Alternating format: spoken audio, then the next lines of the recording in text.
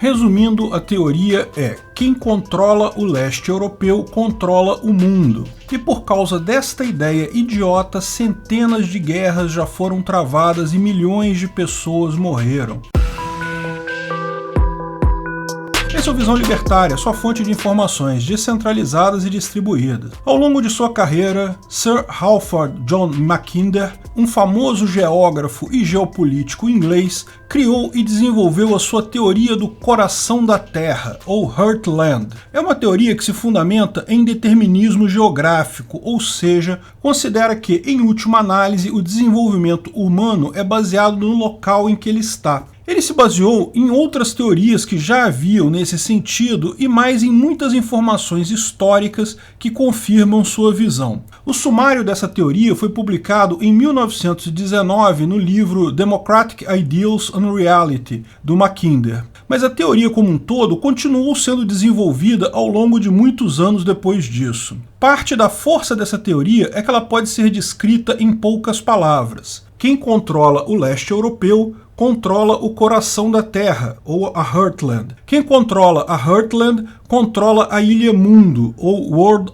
Island. E quem controla a World Island controla o mundo. Ok, fica melhor se você entender o que é cada uma dessas coisas, né? Então, para explicar isso, é melhor começar de trás para frente. Primeiro, o que é a Ilha Mundo, ou World Island? Bem, olhando para o mundo, existe uma ilha neste mundo que é maior do que todas as demais, o bloco que é formado pela Eurásia, a Europa, a Ásia e a África. É um só bloco de terra cercado de água por todos os lados, mas é o maior deles, de longe. Então ele chamou essa grande ilha de Ilha do Mundo, ou World Island. Todas as demais ilhas e continentes ele chama de ilhas externas. Então, as Américas, a Inglaterra, a Austrália, tudo isso são ilhas externas. Na visão de mundo dele, qualquer nação baseada numa ilha externa teria necessariamente menos recursos do que uma nação na ilha mundo. Portanto, se alguém dominar toda a ilha mundo, toda a Europa, toda a Ásia e toda a África, as outras ilhas não têm nenhuma chance contra essa superpotência. E essa é a última parte da definição.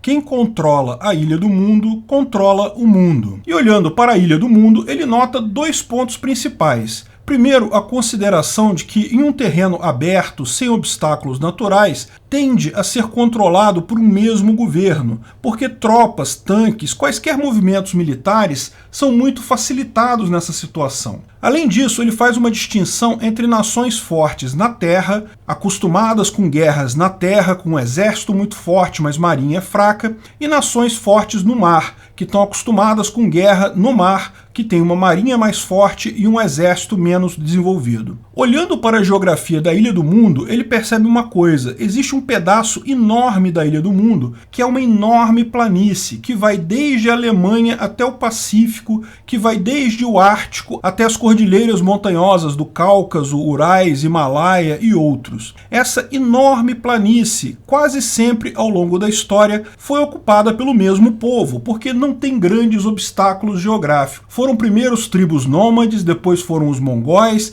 depois foram os cossacos, depois foram os russos, sempre um povo só. Essa enorme planície ele deu o nome de Heartland, ou o coração da terra, porque é uma região enorme, plana, mas ao mesmo tempo condenada ao subdesenvolvimento. Ela é árida, as planícies são enormes, sem acesso ao mar, portanto o comércio é esparso, não gera muito valor, e em toda a história do mundo, embora ela seja relativamente fácil de dominar, nunca teve um povo rico a dominando. Além disso, por não ter acesso ao mar, tipicamente a Heartland é dominada por uma nação que é forte em guerra terrestre, mas com uma marinha pífia. É exatamente o eterno problema russo. O que não é a Heartland, ele chamou de Rimland, é todo o resto da Ilha do Mundo. São terras muito mais férteis e ligadas ao mar, o que facilitam o comércio. Naturalmente, porém, são fragmentadas, porque existem muitas barreiras naturais ali e cada nação domina apenas um pedacinho da Rimland. Como tem muito comércio, tem acesso ao mar, acabam sendo terras muito ricas,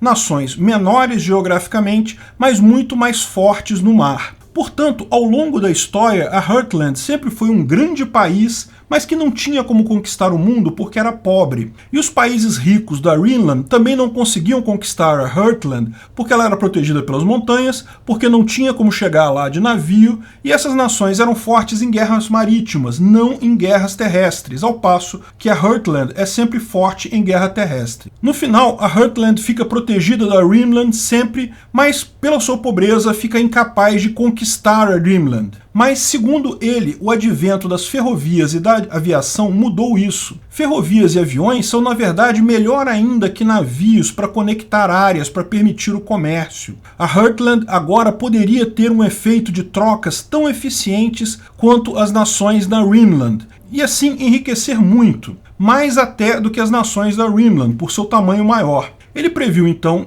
que a nação que dominar o coração da Terra, a Heartland, durante o período da industrialização, conseguir ligar elas por ferrovias, vai ter uma riqueza muito maior do que o resto da Ilha do Mundo, e assim vai poder conquistar a Ilha do Mundo. Ou seja, o que ele disse: quem controla o coração da Terra controla a Ilha do Mundo. E lembra, quem controla a Ilha do Mundo controla o mundo. Mas a Heartland tem uma fragilidade. Ela é protegida por todos os lados, ao norte pelo Ártico, ao sul pelas montanhas e desertos, mas no leste europeu existe uma área que permite a entrada relativamente desimpedida da Heartland. Uma área que começa na Alemanha e se expande englobando a Polônia, Bielorrússia, Ucrânia. Tudo isso é uma enorme planície por onde uma nação da Rhineland poderia conquistar e controlar a Heartland. Uma nação que controle a região entre a Alemanha e a Rússia atual, o que chamamos de o leste europeu, poderia tomar com muita facilidade toda a Heartland, todo o coração da Terra, e tomar daí toda a Ilha do Mundo e daí todo o mundo. Dá para ver porque um monte de gente caiu nessa conversa. Hitler e sua teoria dos mercados em retração, que explicamos no vídeo Por que ninguém discute a teoria dos mercados em retração, é baseada nessa visão exata. A teoria do eurasianismo do Dugin, que pode ter embasado a recente invasão da Ucrânia pelo Putin, também bebe nessa fonte. Para entender essa teoria, veja o vídeo Eurasianismo, a macabra conspiração do guru de Putin. Enfim, essa ideia de um determinismo geográfico, que é preciso conquistar o leste europeu para conquistar todo o mundo, acabou levando um monte de gente a lutar nessa região, a fazer guerras ali, e isso, lógico, levou a uma tragédia enorme. Milhares de pessoas mortas ao longo de todo o século XX e agora até no século XXI. Só que isso é uma besteira enorme, sem lógica alguma, porque a própria teoria é bastante clara em explicar que o domínio ocorre por conta da economia. A Ilha do Mundo conquista o mundo porque será capaz de produzir mais recursos, porque sempre terá maior população que as ilhas externas. O coração da Terra conquista a Ilha do Mundo porque poderá fazer mais transações usando ferrovias, e por aí vai. É evidente que o aspecto mais importante do poder é a economia. E forças armadas, a força militar é algo extremamente caro. Qualquer país que queira ter uma boa força armada terá que, necessariamente, ter uma boa economia. O que decide guerra é a economia sempre, todo o resto é irrelevante. Não, os Estados Unidos não perdeu nem no Afeganistão, nem no Vietnã. Em ambos os casos, ele decidiu, de livre e espontânea vontade, sair do país porque a guerra não interessava mais. Mas a grande falha que Mackinder comete, e todos que acreditam nessa lorota cometem, é que a economia depende da área dominada, da população dominada. É a velha confusão que muitos leigos fazem entre tesouro e riqueza. Riqueza, economia, depende exclusivamente da capacidade de interação livre e voluntária entre indivíduos, das trocas voluntárias, bem como de informação abundante. Muito mais importante que a área é a liberdade e a quantidade de informação que as pessoas têm para gerar riqueza. Lembra, um tesouro até pode virar riqueza, se ele for vendido, mas as coisas só geram valor quando são trocadas. Se você estiver sentado numa montanha de ouro e não puder trocar isso com ninguém,